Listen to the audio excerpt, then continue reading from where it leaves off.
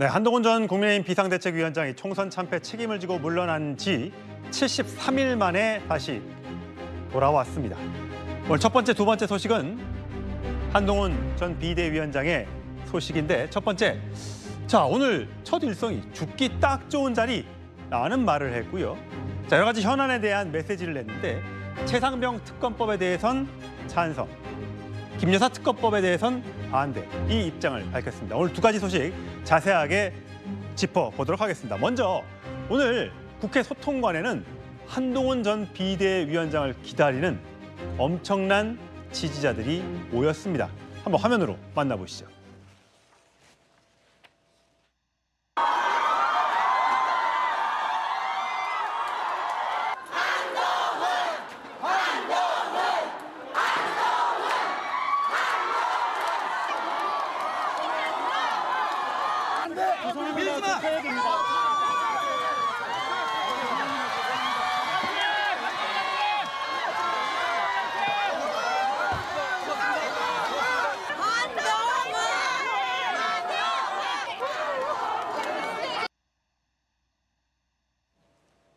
예, 최수영 표현님. 네. 선거 캠프 사무실에 화환이 많이 왔다는 소식을 저희 전해드렸는데 네, 네. 오늘 과연 이제 이 출마 선언을 하는 저 자리에 얼마나 많은 지지자들이 모일 것인가? 많이 오셨네요. 그러니까 우리가 흔히 이제 왕의 귀환이라고 하는데 한동훈의 귀환이 굉장히 오늘 화제를 모았던 것 같습니다. 그러니까 우리 흔히 이제 어대한이라는 표현 쓰지 않습니까? 어차피 대표는 한동훈.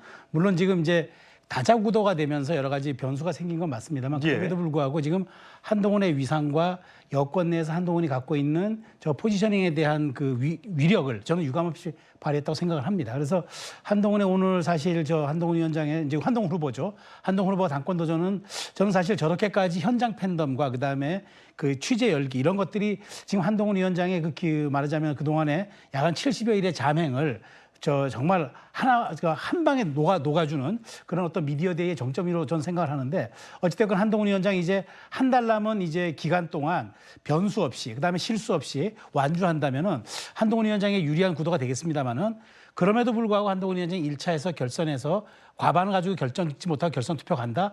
그때는 어대한이란 말이 신규리였다는 게 입증이 되기 때문에 그 또 다른 변수가 생길 수 있어서 한 달간의 시간은 정말 살얼음판의 승부가 될 거라고 예측합니다. 예, 김지욱 전 대변인. 사실 지금 보면 뭐 정광재 대변인 얼굴도 보이고요.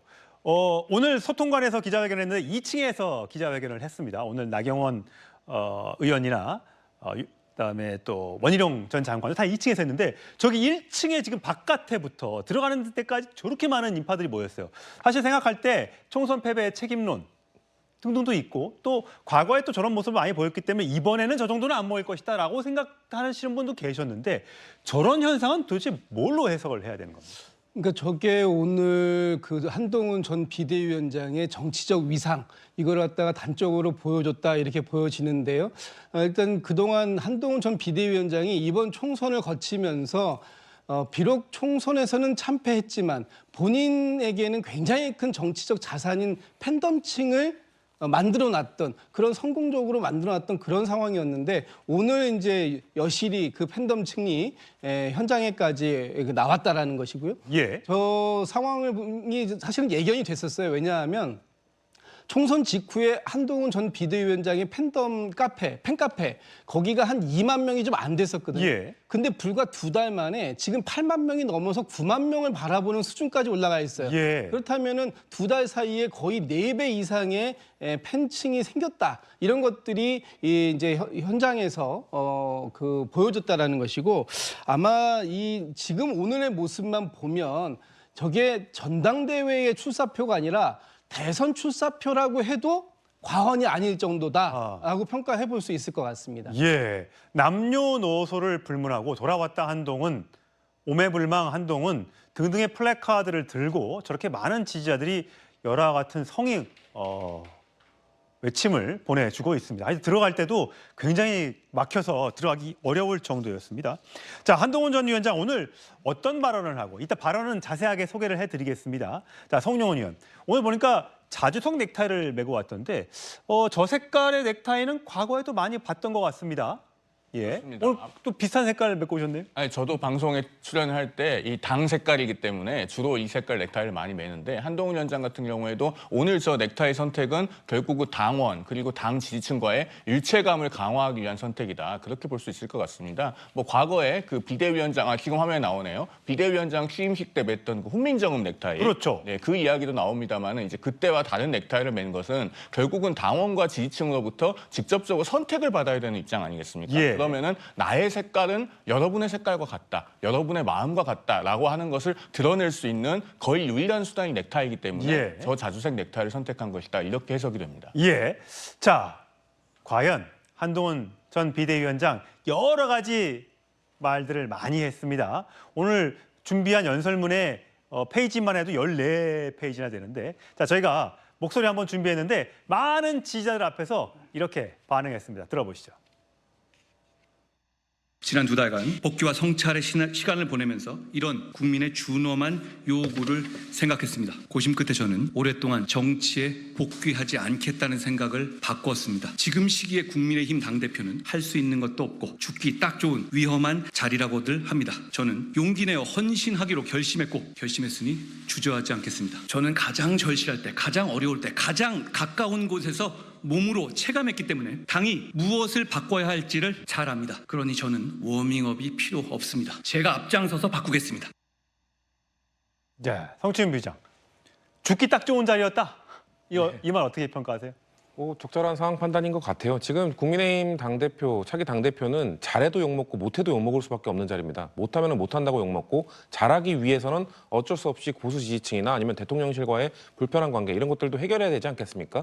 그렇기 때문에 불편한 관계들을 해결하기 위한 그 욕먹는 죽기 딱 좋은 자리라는 판단을 하신 것 같은데 그러면서 이제 뭐 당정 관계 이런 걸 얘기하는 걸 보니까 좀 어느 정도의 각오가 있는 것 같다라는 판단이 들었습니다. 저는 과연 당정 관계에 대해서 제대로 얘기할 것인가 대통령실에 쓴소리를 하는 그 당대표가 되겠다는 그 일성을 이야기할 것인가가 궁금했었는데 그거에 대해서는 명확하게 이야기한 걸로 봤을 때 대통령실과도 불편한 관계를 감수하겠다 이렇게 보여졌고 또 그 지금 차기 그 국민의힘 당대표는 여소야대 거대 야당을 지금 민주당을 상대해야 되지 않습니까? 그렇기 때문에 그런 그 협상 과정 속에서도 아마도 전통적 보수 지지층 아마 한동훈 대표가 지금 한동훈 전 위원장이 지금 그 기자회견장 가면서 만났던 그 수많은 지지자들 그 어찌 보면은 좋은 정치를 하기 위해서는 그 수많은 지지자들이 좀 원하지 않는 민주당과의 협상, 뭐 타협 이런 모습도 또 보여줘야 되거든요. 그렇기 때문에 그런 과정 속에서 또 전통 지지층 본인의 팬덤으로부터 또 욕을 먹을 수도 있습니다. 그렇기 때문에 이번에 출마 선언을 하는 것이 양쪽 모두에게 욕먹을 수 있는 그런 위험한 자리, 그 위험한 시기에 본인이 결심을 했다. 이런 메시지를 던진 것 같습니다. 예. 자, 한동훈 비대위원장은 지금 저 자막으로 전해드리고 있습니다만 국민만 바라보고 하겠다. 사실 죽기 딱 좋은 자리지만 용기 내서 헌신해 보겠다라는 반응. 지금 눈치 봐야 할 대상은 오로지 국민뿐이다. 이런 발언을 했고요. 또 다음 자막 계속 흘려주시겠습니까? 예. 자. 김건희 여사 특검에 대해서 오늘 얘기했습니다. 네. 최상병 특검에 대해서 얘기했습니다. 그 두 가지 발언.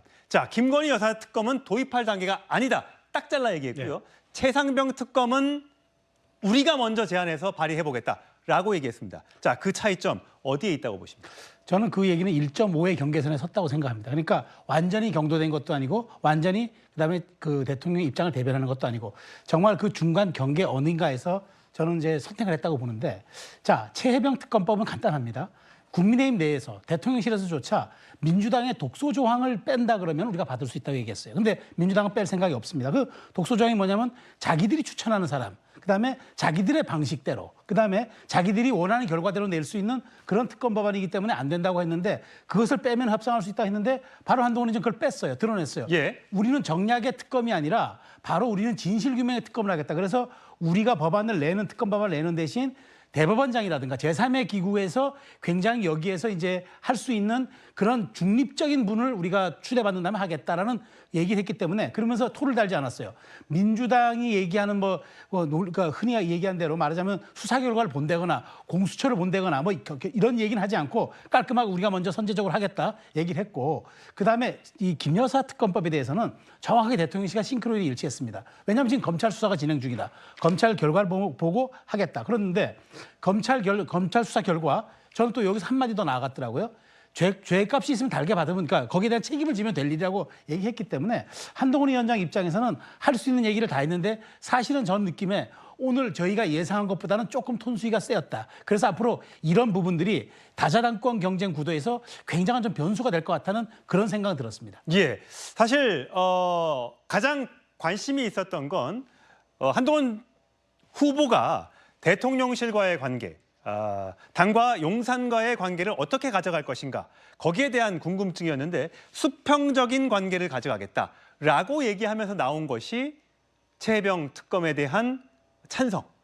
물론 다른 후보들은 저 말이 안 됩니다라고 얘기하고 있습니다만 한동훈 후보는 그렇게 얘기했습니다.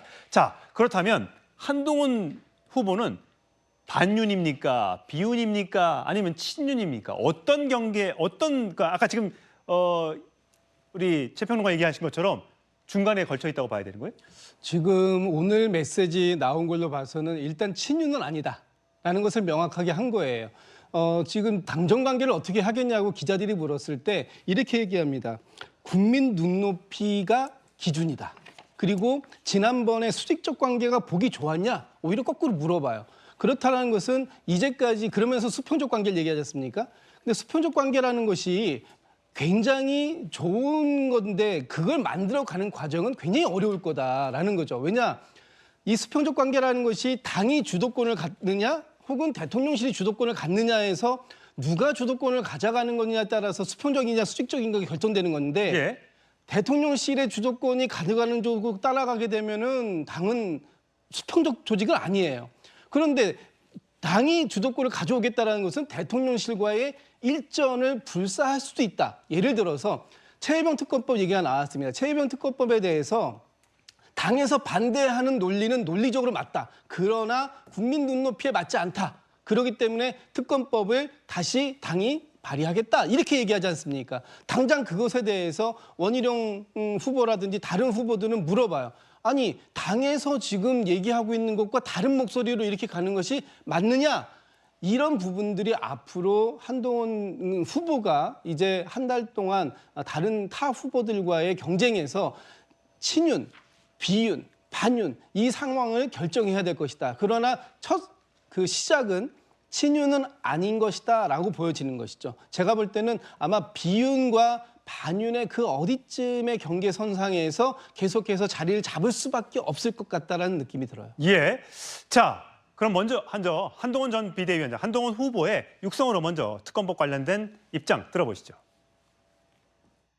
국민들의 의구심을 풀어드릴 만한 여러 번의 기회를 아쉽게도 실기했다고 생각합니다. 그럼 지금 이 시점에서 우리 국민의힘이 특검을 반대할 수 없다고 생각합니다. 진실 규명을 위한 특검을 우리 국민의힘이 나서서 추진해야 한다는 것이 제 생각입니다. 다만 이 사안은 도이치 사안 같은 경우는 상소심 판결이 임박한 상황이고 가방 사안 같은 경우는 사실관계는 대부분 드러난 상태에서 법리에 대한 판단만 사실상 남은 문제이기 때문에 지금 단계에서 특검을 도입할 문제는 저는 아니라고 생각합니다.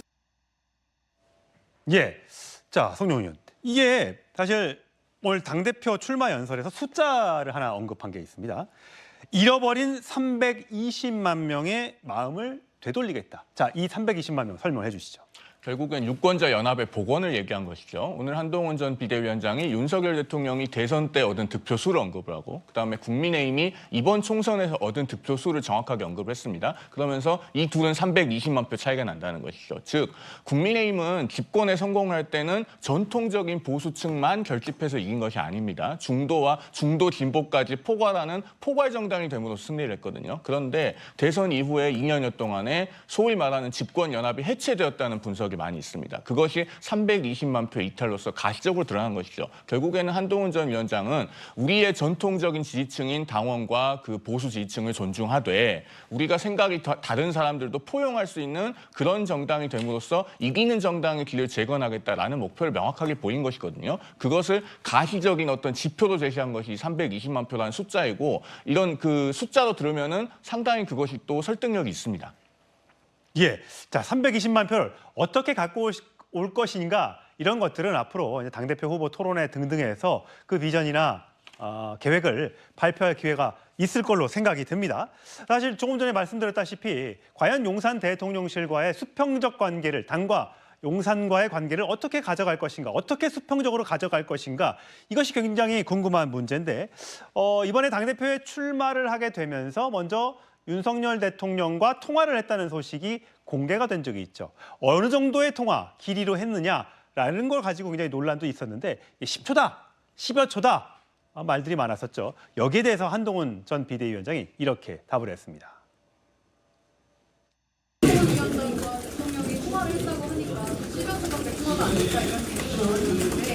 저는 공적 관계는 공적으로 공개적으로 투명하게 이루어져야 한다는 철학을 갖고 있습니다.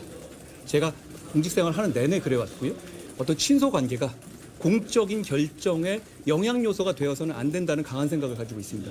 그런 차원에서 대통령과 저는 지금까지 일해왔고 앞으로도 그럴 겁니다. 전화 통화 10초라고 뭐 그건 어디서 나온지 말은 모르겠습니다만 서로 덕담하는데 10초 가지고 되겠습니까?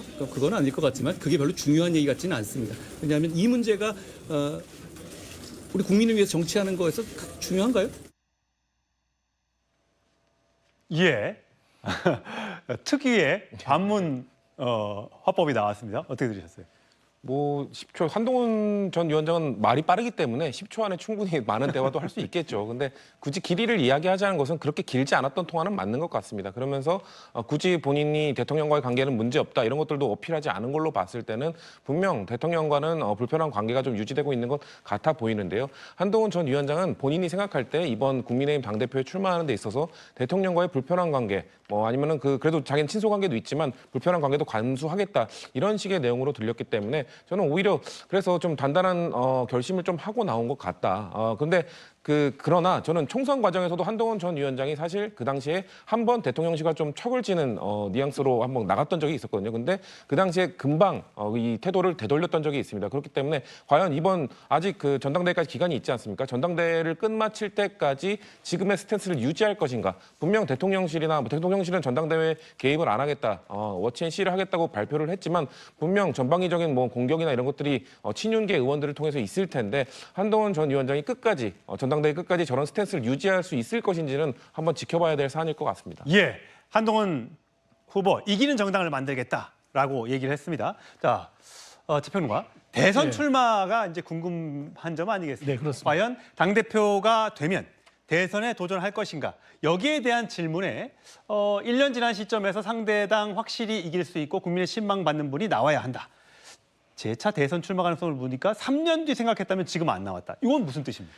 애둘러 표현했지만 저는 지금 대권에 대한 그 꿈을 포기하지 않았다는 그 뜻을 애둘러 표현한 거라고 생각합니다. 지금 선택지는 세 가지입니다.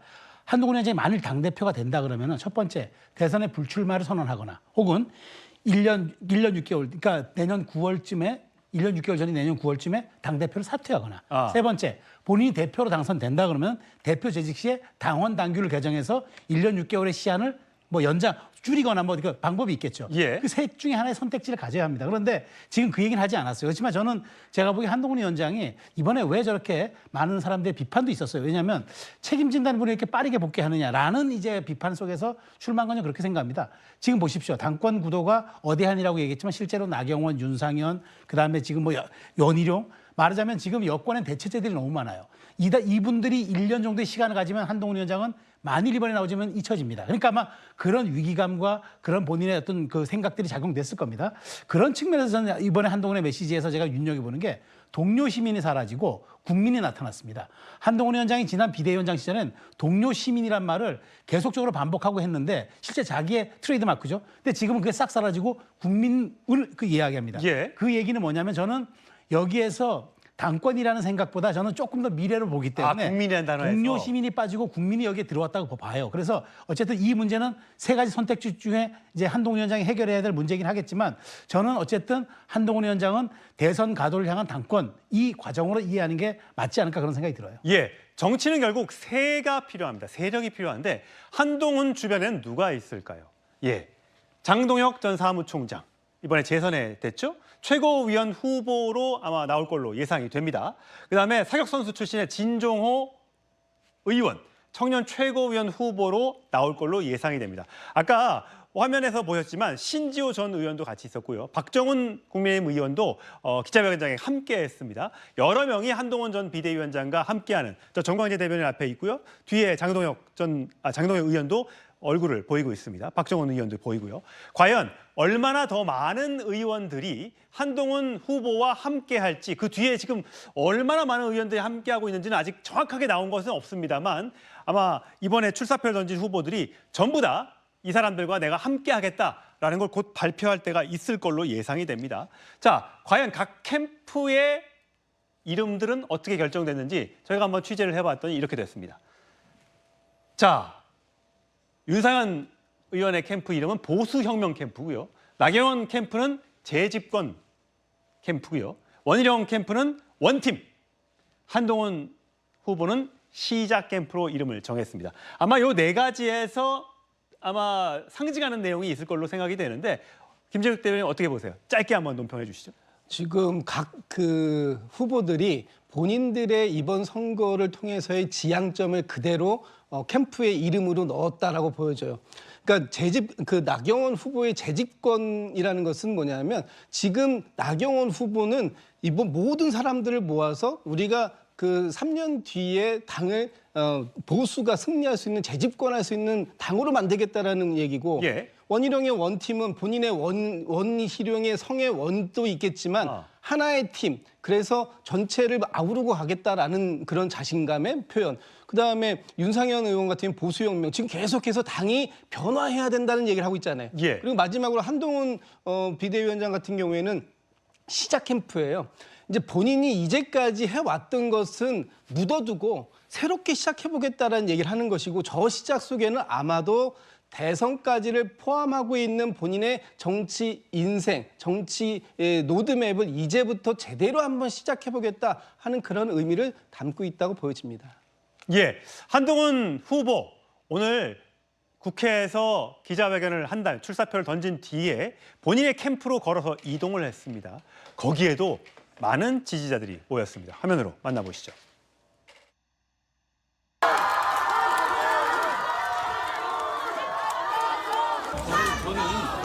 사실 여러분 여기 계신 많은 분들께 말씀드릴 기회가 없었는데, 제가 한 4, 5년 전쯤에 문재정부 시절에 탄압을 받을 때부터 여러분들이 저를 많이 응원해 주셨던 분이 제가 잘 압니다. 그런데 또 이제는 저의 응원의 대상이기도 하지만 감시와 비판의 대상이기도 합니다. 여러분께 그걸 기대하고요. 제가 그 마음 잊지 않고 올바르게 나라 위한 정치하겠습니다.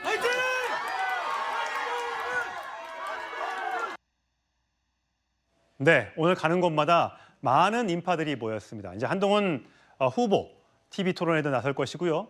또 방송에도 많이 모습을 드러낼 걸로 보입니다. 톱10에서도 혹시 출연이 가능하면 불러서 한번 한동훈의 비전에 대해서 들어보는 시간을 가져보도록 하겠습니다. 자, 다음 주로 가겠습니다.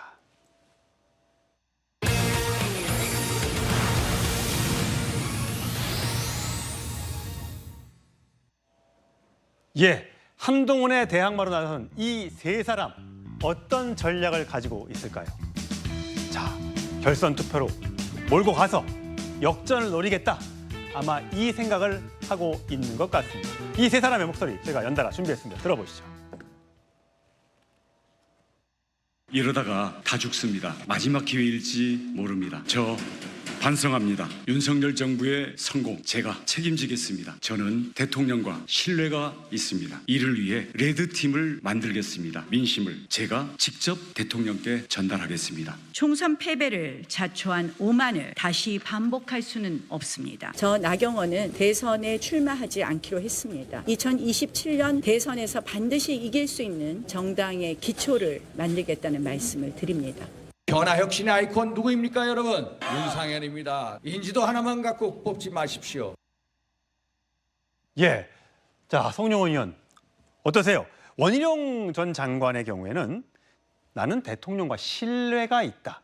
자, 그렇다면 이 말은 용산의 얘기하는 윤심이 나에게 있다. 이 뜻으로 해석을 해야 되는 겁니까? 그런 것을 은연중에 시사하려는 의도가 있었던 걸로 읽히긴 합니다. 그리고 그 백브리핑, 일문일답을 할 때도 보면은 이제 본인이 어떻게 그 대통령을 엘살바도르 특사 관련해서 보고를 하기 위해서 면담을 했고, 또 다른 후보들은 이미 다녀갔다고 하더라. 뭐 이런 얘기들도 전하면서 그러면은 이제 그런 것들을 종합해 보면은 한동훈 후보는 통화를 했고 나머지 3명은 어쨌든 대통령을 면담을 했고 지금 이런 부분들을 얘기를 하는 걸로 봐서는 결국에는 내가 당정 관계를 더 원만하게 가져갈 수 있고 예. 가장 적임자다 이런 부분을 강조하는 것처럼 보여요. 그런데 이제 오늘 출마 선언을 보면서 이제 한 가지 아쉬운 부분이 이제 내가 대통령과 신뢰 관계가 있으니 그럼 레드 팀을 만들어서 민심을 전하겠다라고 예. 하는 거 아니겠습니까? 그런데 대통령실인들 그런 레드 팀이 없겠습니까? 그리고 이 당정 관계에 있어서 결국 가장 핵심은 당의 의사 결정이 대통령실과는 다를 수밖에 없을 때 그럴 때 어떻게 할 거냐는 거거든요. 그러니까 그 핵심적인 질문에 대한 답은 좀 미흡한 것 같다라는 인상을 오늘 받았습니다. 예.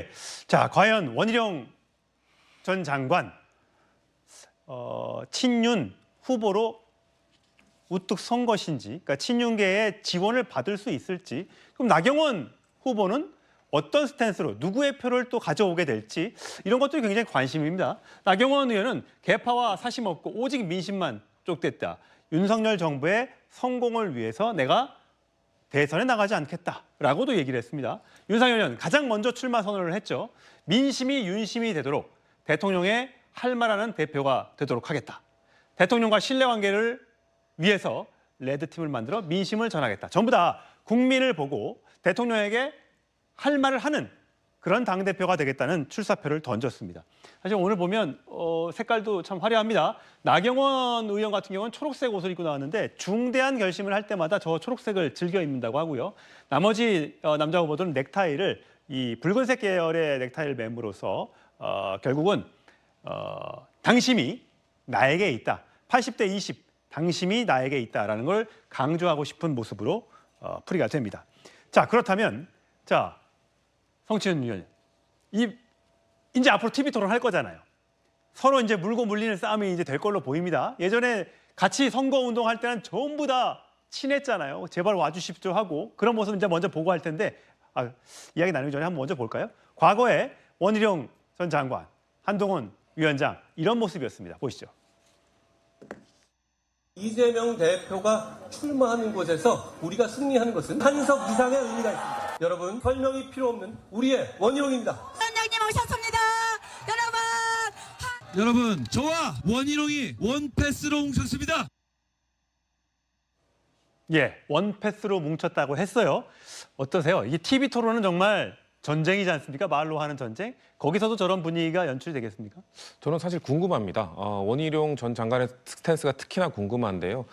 사실상 지금 한동훈 전 위원장에 대한 비판 아니면 약점은 지난 직전 총선의 패배를 이끌었던 수장이 왜 다시 나오느냐 이거 아닙니까? 예. 근데 원희룡 전 장관은 사실상 같이 선대위 직도 맡았었고 또 이재명 대표와 지역구에서 붙으면서 패배했던 사람 아닙니까? 그렇기 때문에 어떻게 보면 한동훈 전 위원장에 대해서 가장 약점으로 공격하고 있는 포인트를 짚을 수 없는 사람입니다. 그렇기 때문에 과연 원희룡 전 장관이, 원희룡 후보가 한동훈 전 장관에 대해서 비판을 하지 않을 수는 없죠. 토론에서 분명 뭔가 비판을 하고 약점을 파고들 텐데 그것을 어떻게 할 것인가. 다른 후보들은 아마도 나경원 의원은 특히 윤상현 의원과 같이 두 후보에 대해서 직전 총선에 대한 패배 책임이 있지 않냐, 둘 다 지지 않았냐 이런 식으로 공격을 할 텐데 과연 원희룡 전 장관이 저렇게 가장 좋았던, 사이가 좋았던 모습에서 어떤 식으로 공격을 할지 궁금한 포인트가 하나 있고요. 그리고 한동훈 전 장관이 사실상 지금까지 토론회에서 모습을 보여준 적이 없습니다. 지금까지 연설이나 이런 것들을 많이 했지만 과연 토론회에서는 어떤 실력을 보여줄 수 있을지, 정치인으로서의 자질을 어떻게 보여줄지 그것도 관심 갖고 지켜볼 포인트라고 생각합니다. 예, 성룡원 의원. 팩트체크 차원에서 짧게만 말씀을 드리면은 한동훈 후보가 비대위원장 시절에 1월 31일이죠. 관훈클럽 토론회에서 토론을 한 적이 있습니다. 이게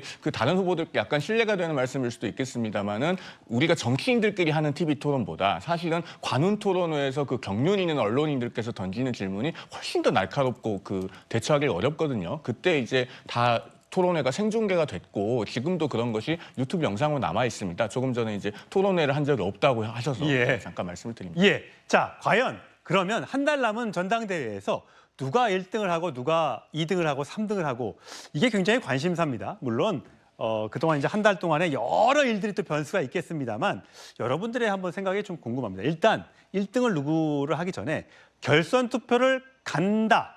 한번 손 한번 들어주십시오. 안 간다보다 간다. 두 분. 안 간다. 두 분이네요. 그렇다면 결선 투표 간다는 쪽이시죠? 네. 이유는요? 원래는 한동훈 위원장의 출마와 원래 우리가 이제 예상했던 게 이제 나경원 의원의 출마 정도 예상했는데 예상치 못한 게 원희룡 전 장관의 출마 아닙니까? 예. 다들 아마 예측을 못했을 겁니다. 이렇게 됐기 때문에 양자에서 다자구도가 돼버렸어요. 예. 다자구도는 약간 불확실성을 기본으로 합니다. 그리고 이제 어대한이라는 표현이 있어서 한동훈 대 비한동훈의 구도였냐면은 이젠 구도가 바뀌어서 대통령이 개입을 해버렸어요. 친윤이라는 약간의 변수가 개입됐기 때문에 저는 이렇게 다자구도에서 한동훈 위원장이 완전히 원사이드하게 1차에 못 끝낼 수 있을 가능성이 크다고 봅니다. 그랬을 때 어대한이라는 것은 신기루였다는 게 입증이 되기 때문에 결선 투표에 가면은 위험해질 수도 있는 그 변수가 남아있다라고 저는 분석을 하는 겁니다. 그러면 2등과 3등이 있을 거 아닙니까? 그렇죠. 결선 투표 갔다는 얘기는. 그러면 2등과 3등이 손을 잡아서 1등을 협공을 할까요? 아니면 3등이 어차피 1등인데 난 1등에 붙어야지 이렇게 나올까요? 저는 전자라고 봅니다. 2, 3등이 아마 그 한동훈 위원장에 대해서 어쩌면은 연대 동맹을 결성할 가능성이 더 크다고 봅니다. 아, 그래요? 네. 반대 의견. 그러니까 한동훈 전 비대위원장과 한동훈 전 비대위원장이 1등이라는 걸 이걸 지금 상수로 놓고 하는 거잖아요. 그러니까 결선 투표에 갈 수 있는 상황이 만들어진 거예요. 결선 투표에 갈지 안 갈지는 모릅니다. 예. 그러나 갈 수도 있는 상황이 만들어진 것은 방금 전에 말씀 주셨던 것처럼 원희룡 전 장관의 갑작스러운 출마, 이것이 친윤계의 전폭적인 지지가 있을 것이다라는 가정하에서 말씀드리는 거예요. 아마 내일하고 모레 이틀 동안 후보 등록 기간이기 때문에 친윤계 의원들의 최고위원 런닝메이트가 과연 누가 나올지에 따라서 결선 투표에도 상당히 영향을 줄 수 있다. 예. 그러니까 한동훈 전 비대위원장과 함께 하겠다고 런닝메이트로 최고위원에 나오시는 장도경 의원이나 혹은 박정원 의원, 박정훈, 신종호 의원. 같은 경우에 사실 전국적인 지명도는 좀 떨어지는 부분이 있거든요. 인지도와 조직력이 부족한데 그 인지도와 조직력을 가지고 있다고 하는 친윤계에서 누가 나와서 원 장관과 이렇게 짝짓기에 런닝메이트를 맺느냐에 따라서는 상당히 달라질 수 있는 구도가 있다. 그런 걸 전제로 했을 때 그 결선 투표의 가능성을 얘기하는 것이고요. 결선 투표에서 만약에 우리가 제가 실명을 들어 죄송합니다만 한동훈 그 후보와 또 2등의 원희룡, 3등의 나경원이 된다면 혹시라도 반대로 될 수도 있겠죠. 2등의 나경원, 3등의 원희룡 될 수도 있습니다. 윤상현 의원도 있습니다. 예, 지금 1강 2중 1약으로 분류하는 상황을 놓고만 나는 약이 아니라고 생각하시니까요. 그러니까. 예. 그래서 제가 볼 때는 만약에 그런 상황이 왔다라고 했을 때 2등이 누가 되느냐, 3등이 누가 되느냐에 따라서도 달라질 수 있다.